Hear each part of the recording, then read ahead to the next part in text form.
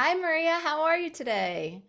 Hi, Dr. Mill. I am great. Thanks for having me on the show. Thank you for being here. I'm excited to talk about acne because I think this is something that affects so many people. I remember going in my late 20s, early 30s to a dermatologist, and I was still having acne. And he literally told me, well, if you have acne beyond your teenage years, then you're just always going to have it. You have what's called adult acne, and you're just going to live with it. And I was like, oh, that's wonderful. That's Why, not something thanks. anyone wants to hear. So I am excited to dive into why you don't have to, the root cause, and all of the things. So before we get started, will you just give us a little bit of your background and how you got to specialize specifically in acne? Sure. So I think like most people that get into any sort of wellness space, I had the problem. So I had acne for nearly 5 years, despite trying all the things. So I started with the drugstore topicals, moved on to Proactive, which was very popular at the time on the infomercials, then moved on to the dermatologists and trying topical antibiotics, trying oral antibiotics, birth control. They put me on birth control, spironolactone. So I just went down this laundry list of medications, but none of them ever solved my issue. And in fact, some of them actually made me worse because not only was my skin still breaking out, but now I was bloated and gassy and had all these digestive issues as well. So fast forward to college, I was sitting at lunch having my normal lunch, which was pizza, Coca-Cola, and Entenmann's chocolate chip cookies. And one of my friends, like I was complaining about my skin, and one of my friends was like, oh, it might be caused by what you're eating. And I said, I nearly spit my soda out of my nose. I was like, that's crazy. I've been to all these different dermatologists, and not one of them have ever asked me what I'm eating. But I was so desperate and willing to try anything that I, took her advice. I drastically changed my diet, and lo and behold, my skin cleared up in 3 months. Wow. And I was so blown away by my own transformation that I was just like, wow, this is amazing. Why doesn't anyone teach us this? And since no one's teaching us this, I'm going to go back to school. I'm going to study nutrition. I'm going to study cooking. And I am going to be the one to teach people how to do this. Wow, that's great. I know. And it's personal. You feel the pain, you feel what you've gone through to get to where you are. And I think it is like one of the so many things are mismanaged, and it is one that is really acne is really misunderstood and mismanaged a lot of times in conventional medicine, which we'll get into all the reasons why. But let's dive into first like a little bit about what's causing the acne. So the biggest myth about acne is that it's caused by bacteria. It's not, it's caused by inflammation. And this whole bacteria causing acne hypothesis started back in the 1950s based on the available science at the time. That is, that was the prevailing thought at that time. And antibiotics had just come into use. And, the first couple of antibiotics that they tried for acne didn't work, but eventually they did find one that did work.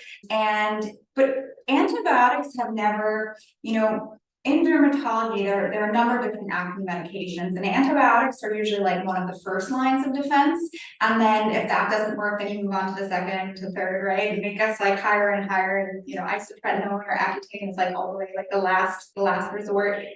So antibiotics, the reason, like in retrospect, knowing what we know now, the reason that antibiotics could be helpful for some people, at least while they're taking them, is that the type of antibiotic prescribed for acne is also anti-inflammatory.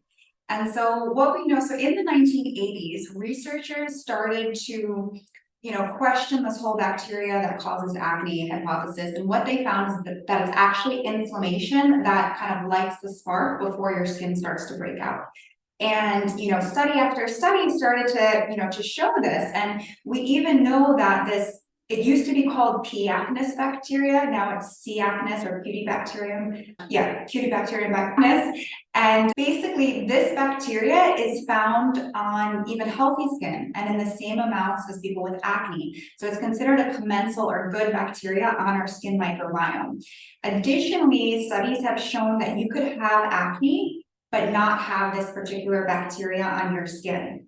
So, after several decades of, studies kind of indicating it's not actually the bacteria, bacteria may play some role, but it's not the main trigger.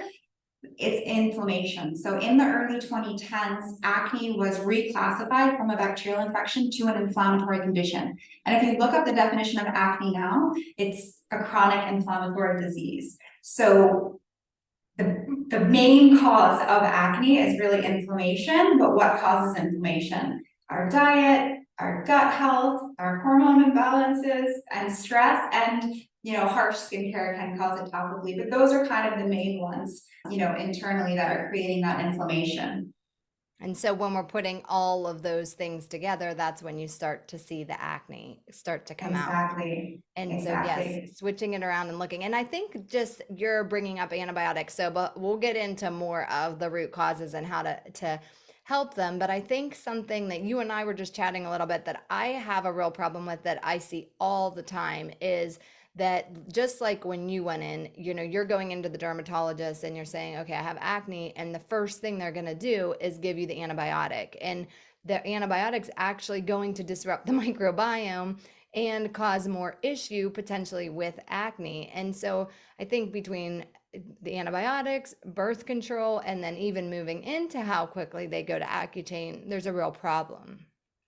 Yeah, for sure. I mean, I just read something that was published by the Yale School of Medicine, and it was a researcher talking about antibiotics and how 75% of the antibiotics prescribed for acne currently are broad spectrum antibiotics, Mhm. which is why if you take the antibiotics for acne, you may find you end up with a yeast infection or a urinary tract infection, right? Because they're not just killing the so-called acne causing bacteria, they're also killing off the good bacteria in your gut, your vaginal microbiome, etc. And so there is this growing risk of, antibiotic resistant bacteria, which is very problematic, not just for the person taking the antibiotics, but just the world, as a whole, because it doesn't just affect the person. When we have strains of bacteria that are not responding to the strongest antibiotics, and this is problematic. So yeah, I think with antibiotics, there is a small but growing movement of dermatologists who won't prescribe antibiotics for acne because of this antibiotic resistant bacteria risk, because they also disrupt the gut microbiome. The longer you take them, the more chance that you're going to have some disruption. And that's like the paradox is that the antibiotics disrupt the gut microbiome, but a disrupted gut microbiome creates inflammation that causes acne. Yes. So this is like, you're kind of on a hamster wheel, and what ends up happening is people will take them for like 3 to 6 months. The max is supposed to be 3, but people end up on them for longer in practice. But then their skin will eventually, after they get off them, it'll eventually break out again, 3, 6, 9, 12 months after. And then you have to like go back on again. So it's, if we know, like once it was established that inflammation is the root cause of acne, that was a paradigm shift in our understanding of acne, and it should have led to a paradigm shift in the way that we treat acne, but Mhm. it hasn't. We're still treating acne, like the Yeah. 1980s, and I think that really needs to change. Yes, I agree. And I think one of the things I found interesting was even the awareness. So I was working with someone who was on a medication and some of the fancy names of the new acne antibiotics. And I was like, oh, we were going, she had written all of her medication down because we do that before, have everybody fill out an intake questionnaire before. And I was like, oh, so you're taking an antibiotic for your acne. She's like, oh, I'm not taking any antibiotics. And I was like, well, this medication right here is actually an antibiotic, but it has like a new brand name and and she's like, well, my dermatologist never even told me that. And I thought, wow, that's, another level too, where you're not even understanding what you're taking because they're packaging it a little bit differently. Yeah, and I think another thing is nobody ever talks about the side effects. Yeah. Like I know personally, so right before I kind of gave up and I just thought I was cursed with bad luck with acne, that it was never going to clear because I was doing all the things I was told to do, and it was not clearing. So obviously there was something wrong with me, or that so I thought.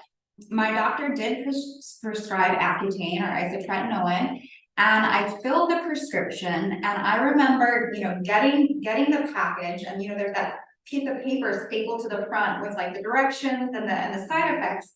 And one of the side effects was severe depression that could lead to suicide. It was literally written on the package, and I was like, okay, that's pretty heavy. Like that's quite a risk to take, considering all these other medications that were supposed to help didn't help me, and I'm depressed. Like, I was upset about my skin. Like, acne is not just a physical problem, it also affects you mentally. To see that every day in the mirror, coupled with, like, I had internalized there was something wrong with me because I wasn't responding to, like, I'm the straight A student, like I need to do like all the things and check all the boxes. So I was doing all those things and then it wasn't working. And then I'm like, I must be broken. Like, there literally must be something wrong with me. So yeah, it's not great for mental health either. And I was just like, you know what, I'm not going to take this because I don't want to take that risk. And part of the reason I do what I do is because I want people to know that there is another way. Like, yes, there are people like,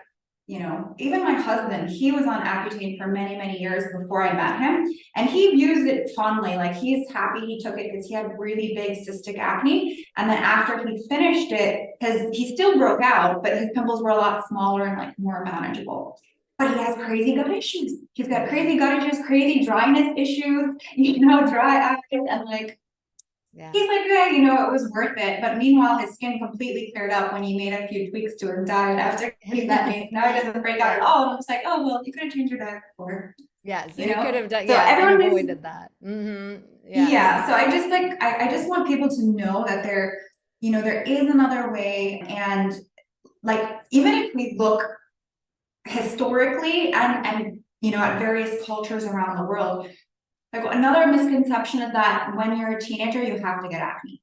But I've seen studies, like present day studies of like a rural place in Egypt where they don't have access to Cheetos and Doritos and like all the Western junk food. They're eating beans and lentils and vegetables and meat and like natural foods. Their acne rate amongst adolescents, I want to say, it's like 2 or 3%. Like, it's like, it's minuscule. But if you go to Cairo, you go to a major city, then it's like, I want to say like 60 to 70%. So it's a lot higher. So it's not a genetic thing. It's a diet thing. And again, like, we can look all around the world. We can look historically. There's so many cases where people didn't have acne. And it wasn't really until this Western diet and lifestyle came in that creates a lot of inflammation that acne rates really started to rise.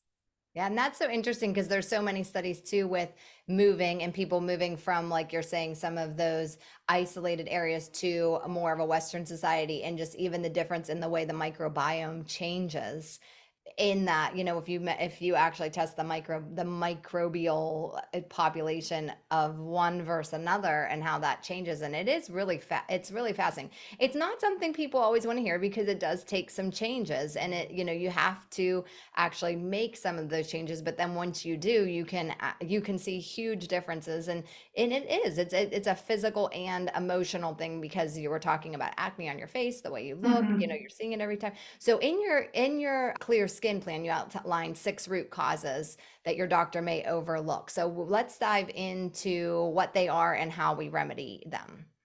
Yeah, so one easy one is nutrient deficiencies. So we know that deficiency in vitamin A, in zinc, omega-3, these are all associated with an increased risk of acne. And typically, the worse the deficiency, the worse the severity of acne. And interestingly, with omega-3, this is also a known deficiency for depression. And so it's kind of interesting that, people with acne are more likely to be depressed and low mood, but it's some of the same root causes that are actually creating both of these issues. The nutrient deficiencies is one, eating a pro-inflammatory diet. So the two foods that are very well and widely accepted that could trigger acne are dairy and refined sugar. Even most dermatologists will, agree to that, because there is so much data, large scale studies, tens of thousands of people that have indicated that consumption of these foods can increase our risk of acne. But there's other, like vegetable oils which are present really in all packaged foods, more or less. Anytime you're eating out, any takeout, fast food, restaurant food is typically going to be made in vegetable oils. And so these are very high in omega-6 fatty acids. And we know again that an omega-3 deficiency is associated with acne. And what ends up happening is people have super high levels of omega-6 and super low levels of omega-3. This can be contributing to acne. So that's a big one. Gut dysbiosis. So gut issues are also, associated with acne. And I always like to say glowing skin starts in the gut, but our breakouts also start in the gut. And it's really important that we have a diverse gut microbiome, that we have a healthy gut lining, that we're pooping regularly, which I'll get to in a second. It's actually key to clear skin is regularity. But what happens is when we're eating, and look, my diet, I told you about my diet, my diet was terrible. I didn't eat any vegetables, I didn't eat any fruit, nothing. It had to come out of a package or I wasn't eating it up until probably the age of 18, 19.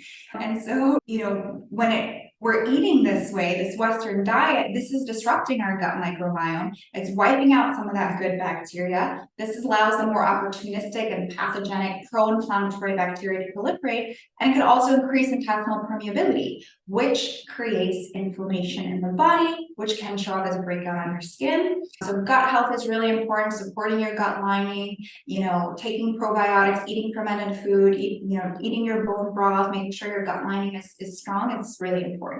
Hormone imbalance. So, a lot of people have hormonal acne. They break out around their period, or they just have those big cystic type acne. And whenever we're talking about hormonal acne, I always people feel like there's something wrong with them, like their hormones are messed up.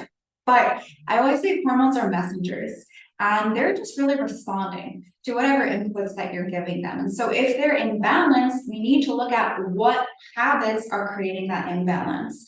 So, eating too much sugar, for example, can cause our hormones to become imbalanced. Not having enough fiber. So there's actually a lot of simple things that you can do to improve your hormonal health through the diet.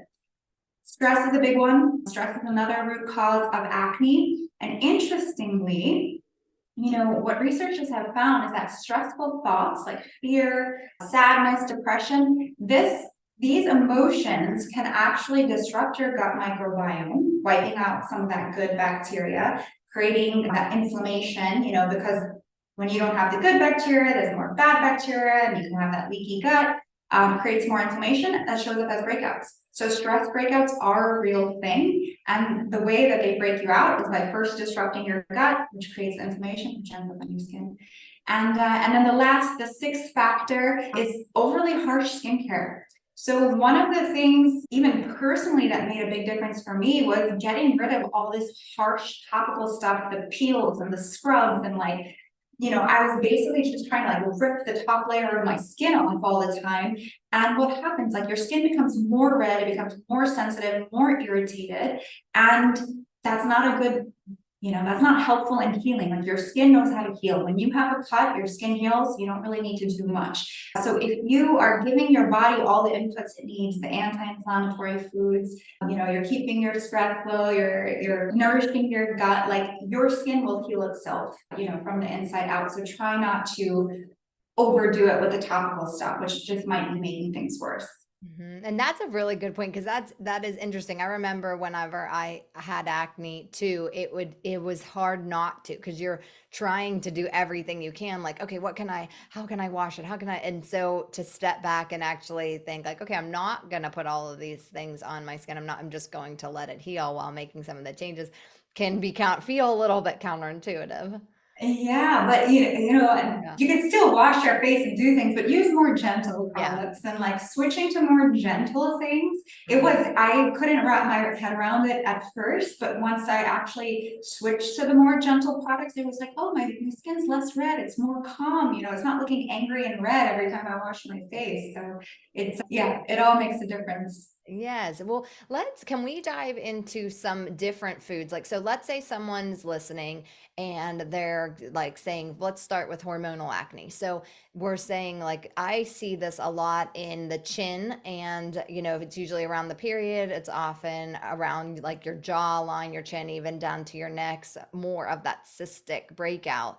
So someone who has this all, gets this every month, really feels like this is a pattern. What would you say are like foods or things they could start to do to create balance for themselves? Yeah, there are a few things. So one, eat more cruciferous vegetables, which are great. They support our liver detox, they support our hormonal balance, and these includes things like broccoli, cauliflower, kale, radishes, anything that has that sort of sulfur smell, or like Brussels sprouts. These are cruciferous vegetables, so these are great for your liver health and great for hormonal balance. So I would add those in a cup or two a day, cooked.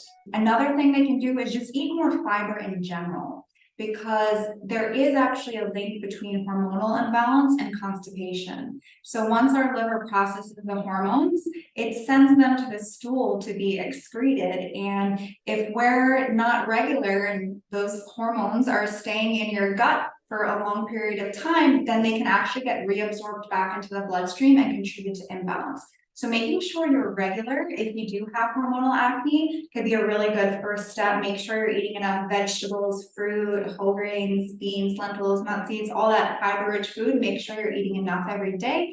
And between 30 to 50 grams would be a good place to aim. Of course, if you're not eating a lot of fiber right now, if you like look at your diet and you're like, okay, I'm eating like, I don't know, 5 to 10 grams of fiber or something, don't go for 50 tomorrow. That's not gonna be a good thing for you. You're gonna get bloated probably. Go slowly build up, week over week, adding a little bit more fruits and vegetables, and definitely focus more on the cooked stuff versus raw. It's just because it's a bit easier to digest. So soups are great, veggie soups. And the last thing that I would say for hormonal acne and breakouts is to be mindful of how much sugar you're consuming, because a lot of times what I see is that the hormonal imbalance is really coming from a blood sugar imbalance. And we know that consuming an excess amount of refined sugar and refined carbohydrates can actually increase your androgens. And we know that excess androgens, that's typically the hormone imbalance that's causing the acne, because excess androgens actually cause your skin to produce more oil, so you're more prone to breakouts. So, and of course, excess sugar also creates inflammation. So those would be my three top tips. Yeah, and that's sometimes hard, I think, for people to understand, because I talk a lot with people I'm working with about that, and like monitoring, regulating the like my hormones off, like I have acne, and then you're like, well, we actually need to regulate your blood sugar. And it's hard to make that connection of, okay, your insulin spikes are going to increase your testosterone, and then that's what's going to show up as that, you're going to have excess testosterone, it's going to show up as acne. So it's really, there's a lot, everything's connected, and so looking at all of those connections, it makes such a big difference. But it's really just figuring it out and listening to people like you that are giving advice of like, okay, we just need to make some of these changes. Yeah, and one thing I'll add there is that very often people will come to me, and some people will come and they're eating the diet that I used to eat, which they're like, I know I'm not eating healthy, I need help. But other people will come and they say, hey, I'm eating really healthy, I don't understand, why I have this issue. But if you actually look at the diet, it is a lot of refined carbohydrates and sugar in the diet, even if it's not like dessert. So if you're having kombucha and iced teas and I don't know, like a lot of like sandwiches, and you end up eating a lot of these refined carbohydrates, not even realizing that you're getting high levels of sugar. So one, if you get hangry, so hungry that you get angry, that's a good sign that Yeah. your blood sugar is unstable. So, Yeah. one thing that I recommend my clients who are interested, not everybody wants to do this, but if people are, I feel like nowadays people like tracking things. You can do a continuous glucose monitor for 2 weeks. Just 2 weeks. You don't need to do it long term, but you'll know right away oh, my 3 o'clock, coffee run with, I'm getting the sugar that, getting this coffee that has all the sugar, that's spiking my blood sugar. Or, maybe certain exercise, maybe you're over exercising. That's another issue. Like if you're doing too intensive exercise, that can also contribute to a hormone imbalance. If you're stressed and then you're having caffeine, like all these things, it all adds up. So what I would say is, even if you feel like you're eating healthy and living a healthy lifestyle, if your body is giving you signs that something's not right, there are probably things that may not be healthy for you, or maybe just at this time is not the best thing. Like we all need to find that balance, for ourselves, and like what's healthiest for me is not necessarily what's healthiest for you. Yes, I agree. And that's actually a really good point because there's so many people out there right now, and there's just everybody's out talking, and there's so many people that are saying, okay, everybody needs to eat this way, everybody needs to do that, and like they are sharing what their journey and what worked for them, but it's not maybe your journey. It's not what's working for you right now. And what even the diet that is working for you right now may 3 years from now not be what you need. So it's really individualized and listening to your body and what your needs are, not necessarily following what someone else is just saying, oh, that's the way to go. That because I think there's a lot of that now. Exactly. Yeah. And it is frustrating. I mean, I understand, sometimes people get excited when they Yes. discover something and they want to share it and shout it from the rooftops, but we have such unique makeups and we're all at different stages in our life. We have different stress levels, we have different exposure to pollutants and toxins, our body can handle things differently. So trauma actually has a huge role in our health. And so like, everyone is at a different place. And so there's no way that there's just one healthy routine for everybody. Yes, yeah, absolutely. And one other thing you mentioned was stress acne. So if someone feels like they have stress acne, is there any diet recommendations or like that you give to someone if they feel like, okay, every time I'm like really stressed, I break out? Yeah, so for stress acne, so when you're stressed, the body releases the stress hormone cortisol. And we know that elevated levels of cortisol can actually cause your sebaceous glands to produce more oil, so your skin becomes more oily and more prone to breakouts. So green tea or matcha tea is a great beverage to add in if you have acne. And the research shows it can actually help lower that stress hormone cortisol. And it gives you an energy, but it gives you more of a calm energy. So even though there is some caffeine in green tea, because there's that L-theanine also in the green tea, it's a more relaxed, calm energy versus like that jittery, anxious type of coffee energy. So green tea is a great addition. I love matcha. I love a matcha tea. Organic ceremonial grade is the best. So it should be that like bright, bright green. And I love it with coconut milk. So good. But secondly, if you have stress acne, you've got to pay attention to your gut. Because, like I said before, your stressful thoughts disrupt the gut microbiome, creating that increased intestinal permeability, that gut dysbiosis, and inflammation. So you want to stop that, obviously reducing your stress. I know that's easier said than done, but you can also consume probiotics or consume probiotic-rich foods like fermented foods. Those are going to help repopulate your gut with good bacteria. Bone broth. Bone broth is great for the gut lining. So supporting your gut lining is really important. Licorice tea. I love licorice tea. That's also great for the gut lining. So a mix of supporting your gut and reducing your stress would be key. Yeah, that's great. And what about you mentioned the actually taking some of the harsh products out of your, use of on your skin. But what about your environment? Or do you see any connections with any specific things in people's environment that are affecting their skin? Interesting. So environment, yeah, I mean, pollution is not great and can negatively impact like our body's ability to detox, right? Because when we're just like overburdened with toxins, like your liver can get a little bit more sluggish. But I think in terms of acne, the most common sources or reasons for it is dietary related Okay. more so than the pollution. Like you can definitely have pollution breakouts. There is, research that suggests like people who live in polluted areas are more prone to breakouts, for example, and certain chemicals can cause that. But what I find is it's primarily coming back to the diet and stress. Okay. And like, you know, even with the products, yes, you can, like, products can trigger it, but usually they'll just worsen things. Whereas like I really feel like it's the diet and the The stress diet. for most Okay. So really people. making sure that so I mean, and I see that too, that, really looking at the gut microbiome, inflammation, stress, and hormones are kind of your pillars. Exactly. Yeah. And I think once people start making small changes, and that's the thing, the changes don't take forever. I think we're kind of trained to think that, food and diet, or food and lifestyle changes will take forever to make a difference. And I'd rather just take a pill because it's going to work a lot faster. Simply Mhm. not the case. Most of these acne medications take at least 3 to 6 months to see results. And a lot of times people have to go on multiple rounds. Whereas food changes, you can start to see small changes within, I would say, 3 days to a week. You'll see, a reduction in redness, a reduction in bumps, and really most people's skin, if you really follow an anti-inflammatory, nutrient-dense, low glycemic load diet, within 1 to 3 months, most people's skin is clear. Yeah, well, that's great. You've provided so much helpful information for our listeners. Can we hear how we can find you? Definitely. So you can check out my website, which is mariamarlowe.com, and that's spelled MariaMarlowe.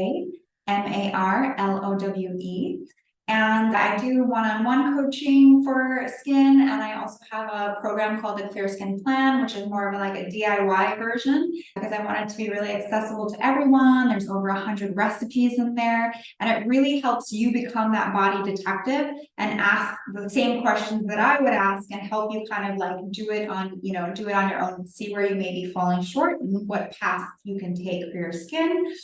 I'm on Instagram at Maria Marlowe, TikTok at Grow by Marlowe, and I also have a podcast which Dr. Mill was on as well. So you definitely have to tune in for her headache episode, and that is called The Glow Life. Thank you so much. We'll check all those out. And thank you for all the information you provided us today. Thank you so much. Have a great day.